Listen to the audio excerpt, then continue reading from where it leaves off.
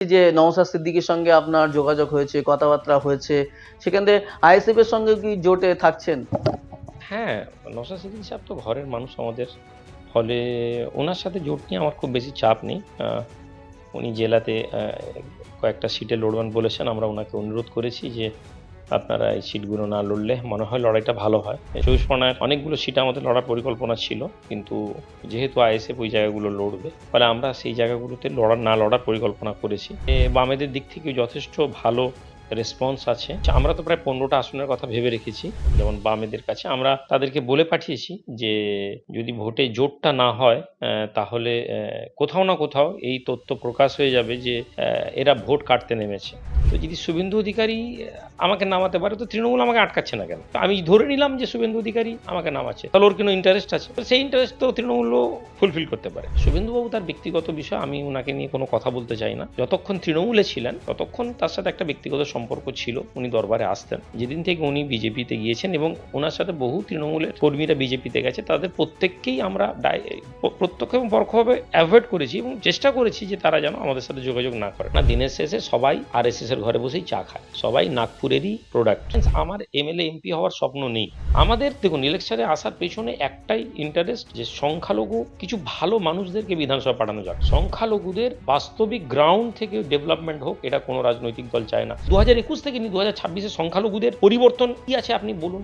যে আপনি বিজেপির ভয় দেখিয়েই শুধু আমাদের ভোটটা নেবেন, শুধু ভয় দেখিয়ে নেবেন, এটাও তো মেনে নেওয়া যায় না। হুমায়ুন ভাই সাথে আমার এমনি পরিচিত খুব বেশি না থাকলেও জিইউপির পরে উনি আমার কাছে এসেছেন, কথা হয়েছে। আমাকে ভদ্রলোকের একটা জিনিস ভালো লেগেছে, যে উনিও কমিউনিটির কথা ভাবছেন, যে মুর্শিদাবাদে রাইট পাচ্ছি তৃণমূল মিনিমাম যদি একটা রাইট সংখ্যালঘুদেরকে দিত 5-15 বছরের মাথায়, তাহলে আগামী 10 বছর আরো স্ট্রং হয়ে যেত।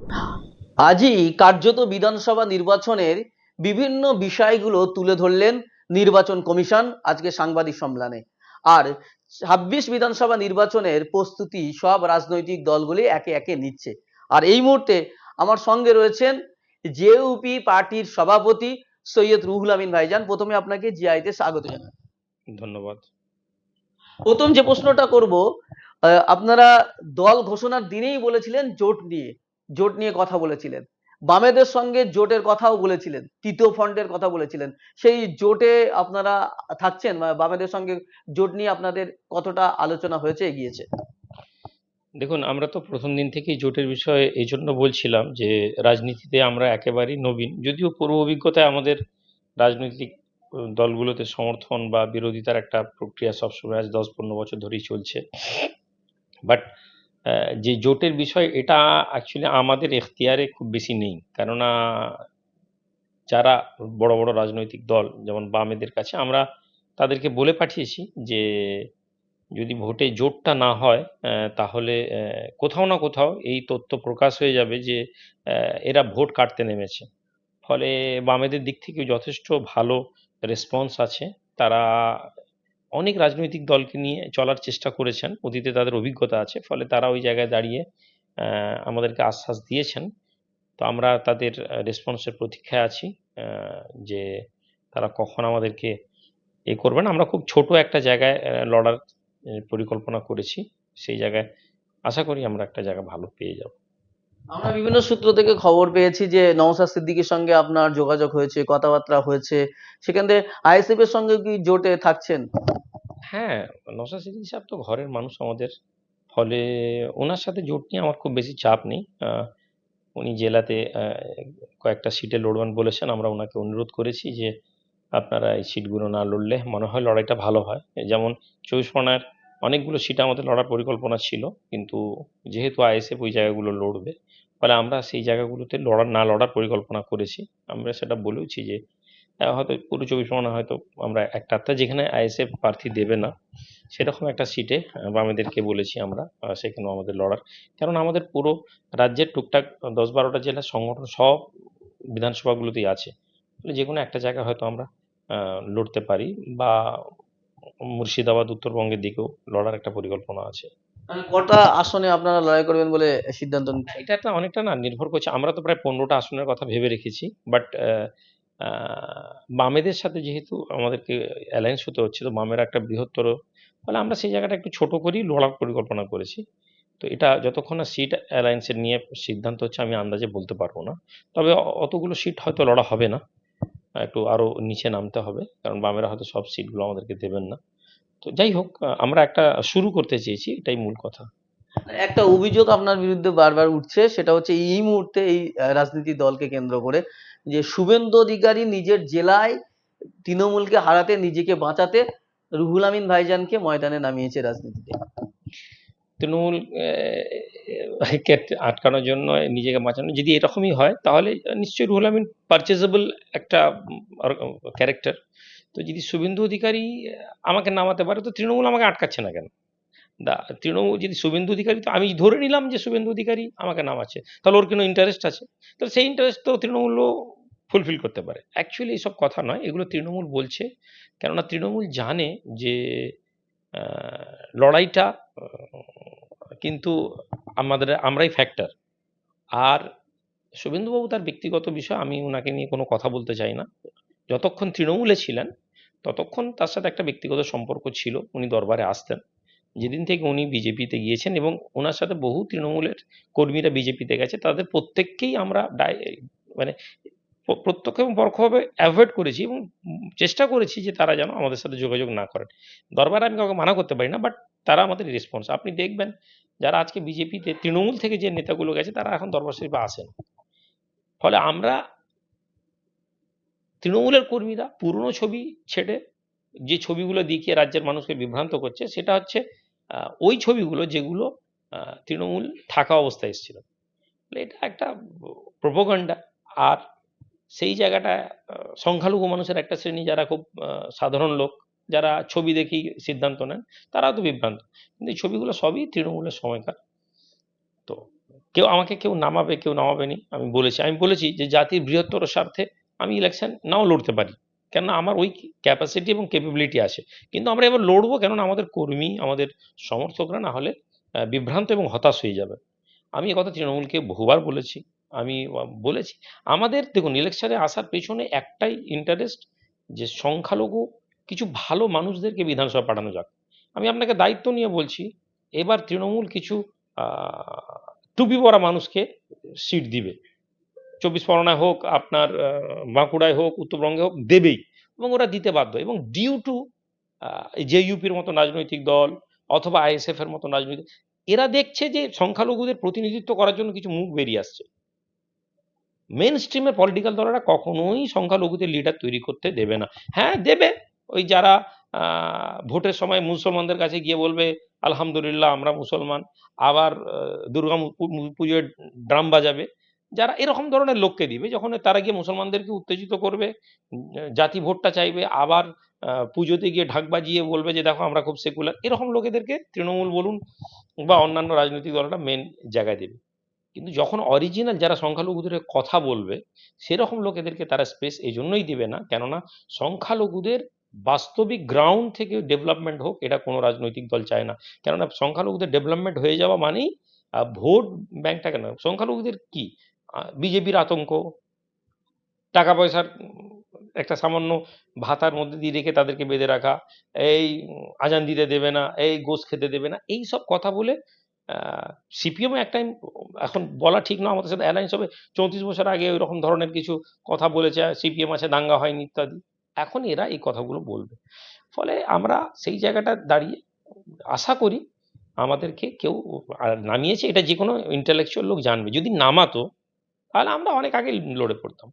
আমরা এটা একটা ছোট জায়গায় স্টার্ট করেছি, সামনে পৌরসভা আছে, সামনে পঞ্চায়েত আছে, আমাদের তাদের কি রেসপন্স আছে আমরা দেখব। আমরা এর আগেও লড়িনি পঞ্চায়েতে, গত পঞ্চায়েতে লড়েছি, তারপর আমরা লোকসভায় লড়িনি। তাহলে কেউ আমাকে নামালে, এটা মাথায় রাখুন, কেউ নামিয়ে দিলে আমাকে বেঁধে ফেলবে, ফলে আমাকে কেউ বেঁধে বাধ্য করেনি। একটা ইস্যু তৈরি হচ্ছে যে এসআইআর নিয়ে আপনারা সবাই আন্দোলন করছে, জেইউপি পার্টির পক্ষ থেকে কোনো আন্দোলন হয় না, রুহুল আমিন ভাইয়ের নেতৃত্বে কোনো আন্দোলন হচ্ছে না। এটা ভুল কথা। দেখুন, আমরা না আগেও বলেছি, আমার একটা পলিসি হচ্ছে চেঁচামেচি খুব কম করা। আমরা ডিস্ট্রিক্টে আমাদের প্রতিনিধিরা, এবার যে প্রতিবাদ ছাড়া তো কোনো নেই। এখন রমজান মাস, রাস্তায় ধরুন 2000 লোককে নামিয়ে আমরা প্রতিবাদ করলাম, দিনের শেষে রোজদার লোকগুলোকে কষ্ট দেওয়া, কিন্তু আরেকটা ডিএমএ আমাদের প্রতিনিধিরা গেছেন, ডিএম এর সাথে কথা বলেছেন, ডিএম অ্যাসিওর করিয়েছেন যে আপনাদের নামগুলো আমাদের হচ্ছে এবং ধীরে ধীরে কিছু লোকের নামও উঠছে। ফলে আমরা নেই এ কথা বলা যাবে না। হ্যাঁ, আমরা সোশ্যাল মিডিয়াতে প্রচার করে ঢাক পিটে প্রচার হয়তো করতে পারিনি বা করার চেষ্টা করিনি। আমরা একটা কংক্রিট গ্রাউন্ড লেভেল থেকে একটা কাজ করাতে বিশ্বাসী এবং গত 14 বছর থ্রু আইমা আমরা এভাবেই কাজ করেছি। আগামী 5 বছরের মধ্যে জিওপিতেও এভাবে আমাদের কাজ করার পরিকল্পনা আছে। আমরা আছি এবং কাজ করছি। দেখা যাক। আরেকটা বিষয় যেটা সামনে এসছে, যে আপনার পার্টি যেদিন উদ্বোধন করেন সেদিন থেকেই বিতর্ক ছিল, জিইউপি পার্টি আর আগে একটা করেছিলেন হুমায়ুন কবির। আপনার দল ঘোষণার কিছুদিনের মধ্যেই হুমায়ুন কবির তার দলের নাম পরিবর্তন করে এজেইউপি করেছে, আম জনতা উন্নয়ন পার্টি। এই যে আপনাকে অনেকেই বলছিল কপি পেস্ট, তাদের উদ্দেশ্যে কি বলবেন? দেখুন, আমাকে কারা বলেছিল দেখবেন সব মুসলমানদের একটা বড় অংশ। আর আমরা এই জাতির মানুষ তো সবসময় বলেছি এরা তো খুব কম বোঝে আর ভুলে যায়। অশিক্ষিত একটা বড় অংশ, ফেসবুকে হাতে পয়সা আছে, ফেসবুক ট্রোল করে। আবার একটা অংশ বড় তৃণমূলের গোলামি করছে। অনেক শিক্ষিত লোক কিন্তু তৃণমূলের গোলামি করছে। এক টাইম এরা হয়তো যাদের আজকে বয়স 50-52 বছর, এরা এক টাইম যখন সিপিএম ছিল তখন সিপিএম এর গোলামি করত। তো এই ধরনের লোকেদের সমালোচনা আমি কাউন্টার করতে পারতাম। যেমন ধরুন এই যে অনেকেই বলে আগে একটা ইউএসএফ পার্টি বানিয়েছিলেন। আসলে কি ইউএসএফ পার্টি ছিল ওটা? ওটা তো একটা ফ্রন্ট ছিল। ওর ভিডিও আমাদের কাছে আছে। আমি চাইলে ওই কাউন্টার করে ওই ভিডিওটা পোস্ট করতে পারতাম। এখন করব নি। হয়তো কখনো ভোটের সময় এলে বা ঈদের পরে একটা পোস্ট করেও মানুষকে এটা দেখাতে পারি যে ক্যালকাটা 2021 ক্যালকাটা প্রেস কনফারেন্সের ভিডিওগুলো আমাদের কাছে রাখা আছে। ওই যে বললাম আমরা কাউন্টারে বিশ্বাসী নই যে আপনি আমাকে গালাগালি দিলেন, আপনাকে ঘুরিয়ে গালাগালি দিলাম। হুমায়ুন ভাই সাথে আমার এমনি পরিচিত খুব বেশি না থাকলেও জিইউপির পরে উনি আমার কাছে এসেছেন, কথা হয়েছে। আমাকে ভদ্রলোকের একটা জিনিস ভালো লেগেছে যে উনিও কমিউনিটির কথা ভাবছেন যে মুর্শিদাবাদে রাইট পাচ্ছি না। দেখুন, আমরা যে যতই বলি বাস্তব তো আমরা একটা বিশেষ সম্প্রদায়ের মানুষদেরকে নিয়ে কাজ করি। ফলে এই সম্প্রদায়ের মানুষদের মিনিমাম রাইটটা কোনো গভর্নমেন্ট দিচ্ছে না। ভোট স্বাধীনতার 76 বছরের 78 বছর 47 থেকে নিয়ে যদি হয় 76-77 বছর, হয়তো এক্সাক্ট বছরটা আমার মনে আসছে না। এই সময়ে মধ্যে আমাদের ভোটাধিকার কেড়ে নেওয়ার মতন বিজেপি কাজ করছে। আমাদের মুসলিম সম্প্রদায়ের একটা বড় অংশ আলেম মৌলানা শিক্ষিত লোক কি বলছে, বিজেপি এসে গেলে বিপদ হয়ে যাবে। এই যে শব্দটা, এই শব্দটা একটা ইনজেক্ট করা থিওরি। কে করেছে? কে করেছে? তৃণমূল করেছে। বিজেপি এসে গেল। 2021 এই ন্যারেটিভ তারা চালিয়েছিল। 2021 আমরা ভোটে ওই ফ্রন্ট বানিয়েও লড়লাম নি কেন? এই একই ন্যারেটিভ। আমরা ভেবেছিলাম 2021 এর পরে এই 5 বছরে কিছু পরিবর্তন হবে। হ্যাঁ, পরিবর্তন হলো। এই 5 বছরে মন্দির হলো। এই 5 বছরে কোটি কোটি টাকা ক্লাবে গেল। কিন্তু 2021 থেকে নিয়ে 2026 এ সংখ্যালঘুদের পরিবর্তন কি আছে আপনি বলুন? কি প্রতিনিধিত্ব কি? বরং পরবর্তীকালে পঞ্চায়েত ভোটগুলো দেখলাম যারা সংখ্যালঘু মানুষ ছিল তাদের মুখগুলোকে উড়িয়ে দিল। কিন্তু এই ভোটে দেখবেন সংখ্যালঘু ফেস আসবে। আসতে বাধ্য। তৃণমূলকে দিতেই হবে এবং ওরা দেবে।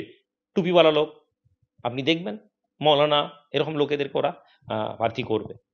কারণ তারা জানে যে এইভাবে যদি কিছু প্রতিনিধি আমরা তুলে না নিয়ে আসি তাহলে মুসলমানদের বিরুদ্ধে, রুহুল আমিনের বিরুদ্ধে লড়তে গেলে কোনো চ্যাটার্জি ব্যানার্জি আসবে না, এটা মাথায় রাখুন। রুহুল আমিনের বিরুদ্ধে লড়তে গেলে তারা মোল্লা, শেখ, খান, পাঠান এদেরকে দাঁড় করাবে। তাহলে এই পলিসিটা তারা জানে, কিন্তু আমরা জানি না। আমার কমিউনিটিটা বুঝতে পারছে না। তারা এই প্রশ্ন কেন করছে না যে আমার কি প্রয়োজন আছে রাজনীতিতে করার? আমি এই যখন প্রশ্ন আপনি আমাকে করবেন, আপনাকে প্রশ্ন করতে হবে যে রুহুল আমিন সাহেব কেন রাজনীতিতে আসছে? কি আছে? আমি নিজে বলেছি আমি ডাইরেক্ট কখনো ইলেকশনে আসবো না। আমার প্রয়োজন নেই। কিন্তু আমি যদি ইলেকশনে না আসি আমার কমিউনিটির লোক রাস্তায় নামবে না। ফলে আমাকে রাজনীতি করতে হচ্ছে। মানে আপনি যেমন বলছেন টুপি দাড়িওয়ালাদের তৃণমূল এবার ক্যান্ডিডেট করবে, অনেক কে আসন দেবে, তাহলে আপনাকেও তো দিতে পারে। আপনাকে না, যদি দেয় আমি আমাকে দেখুন, আবার ভুল করছেন। আমার লড়াই নেই এটা। আমার লড়াই ইন দ্য সেন্স আমার এমএলএ এমপি হওয়ার স্বপ্ন নেই। ঠিক আছে? হ্যাঁ, ছিল। এক টাইম তৃণমূলের আজ থেকে 10 বছর আগে তখনও তৃণমূল আমাকেই করেছিল। কিন্তু আমি যেটা করতে চাইছি সেটা হচ্ছে যে আমি আ একটা ভালো প্রতিনিধি, আমার থেকে ভালো বলতে পারবে একজন শিক্ষিত ছেলে আমি জানি। ঠিক আছে? ভালো ছেলে, ট্যালেন্টেড ছেলে, তাকে জানি। কিন্তু করবে না। সাগির হোসেন বলে একটা 24 একটা ছেলে আছে, ভীষণ ট্যালেন্টেড ছেলে, ঠিক আছে, প্রচুর, তাকে পাঠাতো তৃণমূল, আমরা সমর্থন করব। তার এই যে ধরনের ছেলেরা যারা বাস্তবিক তথ্য রাখে, কথা বলে, কিন্তু এদের মতন করা হবে না। ওই যে বললাম, কাকে করা হবে? যার কাছে হয়তো একটা ডিগ্রি আছে কিন্তু যে কথা বলবে না, যে এলাকায় তোলা তুলতে পারবে, যে মাস্তানি করতে পারবে, যে এলাকায় ছাপ্পা করতে পারবে, সে একটা পিএইচডি করার ছেলে, জাপান থেকে পড়াশোনা করে এসেছে, শিক্ষিত ছেলে, তাকে যদি আমরা পাঠাই তাদের মতন, আর না হলে শিক্ষিত লোক পাঠাবো, এমন লোক যে কথা বলবে না, এই গ্রামগঞ্জে গিয়ে পড়ে থাকবে। এমনও শিক্ষিত লোককে তৃণমূল প্রতিনিধি করাচ্ছে, কিন্তু তারা কোথায় চুপচাপ গিয়ে বসে আছে রাজ্যসভায় গিয়ে হয়তো, বা বিধানসভার এমন জায়গায় যেখানে সে একটা নিজস্ব গ্রাউন্ডের বসে আছে। রাস্তায় দাঁড়িয়ে প্রতিনিধিত্ব করার লিডার কেউ তৈরি করবে না, করলে আমাদের মতন লোকেরাই করবে। সর্বশেষ যে প্রশ্নটা করব সেটা হচ্ছে, মুখ্যমন্ত্রী মমতা বন্দ্যোপাধ্যায় ধর্ণা মঞ্চে বক্তব্য রাখতে গিয়ে তিনি একটা কথা বললেন বিজেপিকে উদ্দেশ্য করে, যে আমরা রয়েছি বলে তোমরা বেঁচে আছো, না হলে সংখ্যালঘুদেরকে ইন্ডিকেট করে বলছে, নাহলে সংখ্যালঘুরা নাকি বিজেপি নেতাদেরকে আক্রমণ করতো। এই যে মুখ্যমন্ত্রী স্বয়ং এই ধরনের মন্তব্য করছেন, একটা সম্প্রদায়কে দিকে ভয় দেখাচ্ছে, আর একটা পলিটিক্যাল পার্টিকে, এটা নিয়ে কি বলবেন? না, কিছু বলার নেই, ঠিক বলেছেন। কেননা সংখ্যালঘু মানুষরা তাকেই মাসিহা বলছে। সংখ্যালঘু মানুষেরা তো দিদি ছাড়া চলবে না কথা বলছে, এবং দিদির চোখ থেকে কখনো তাদেরকে দুধিলা গাই বলছেন, কখনো তাদেরকে ইনডাইরেক্টলি সন্ত্রাসবাদী, মারামারি করে, অসামাজিক বলছেন। কেননা দিদি তোমাদেরকে গরুর গোশ খাওয়ার জন্য কসাই দোকান বন্ধ করেন। দিদি তোমাদের এলাকায় একটা তৃণমূলের নেতা সারাদিন রোজা না রেখে খেয়ে দিয়ে রাস্তার ধারে প্যান্ট, রাস্তায় দাঁড়িয়ে কি বলে, পাঞ্জাবিটা গলিয়ে গায়ে এসে ইফতার করছে, মুসলমান এতেই খুশি। ফলে দেখুন, আজকে এই কথা বললে আমি করবো না স্টেটমেন্টটা, তিনি কি উদ্দেশ্যে, এমনও হতে পারে মুসলমানদেরকে এটা বোঝাচ্ছেন বিজেপির ভয় দেখিয়ে। ফলে আসলে তো কখনো কখনো মানুষ, দেখুন, ঘুমটা পরে আমরা সারা জীবন ভালো থাকতে পারবো না, ঘুমটার ভিতরে আমার যে চেহারাটা সেটা কখনো না কখনো বেরিয়ে আসবে। ফলে এটাই তো আমরা বলতে চাইছি, যে তৃণমূল মিনিমাম যদি একটা রাইট সংখ্যালঘুদেরকে দিত আজ 15 বছরের মাথায়, তাহলে আগামী 10 বছর আরো স্ট্রং হয়ে যেত।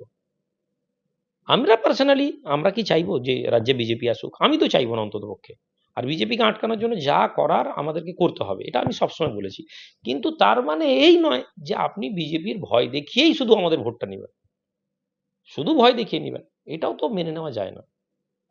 ফলে তিনি যেটা বলেছেন সেটা তার মনের কথা, ভেতরে মুসলমানদের প্রতি তাদের যা ভাবনা সেটাই বলেছেন। বিজেপিও কথা বলে, বিজেপিরাও তো জেহাদি বলে, তিনি না হয় ডাইরেক্ট জেহাদি না বলে ঘুরিয়ে বলছেন। কেননা দিনের শেষে সবাই আরএসএস এর ঘরে বসেই চা খায়, সবাই নাগপুরেরই প্রোডাক্ট, এটা তো আমরা জানি। তো দর্শক, আমরা এতক্ষণ ধরে কথা বলছিলাম সৈয়দ রুহুল আমিন ভাইজানের সঙ্গে। আপাতত এখানে শেষ করছি, দেখা হচ্ছে পরবর্তী পর্বে। ততক্ষণ ভালো থাকবেন, সুস্থ থাকবেন, ধন্যবাদ।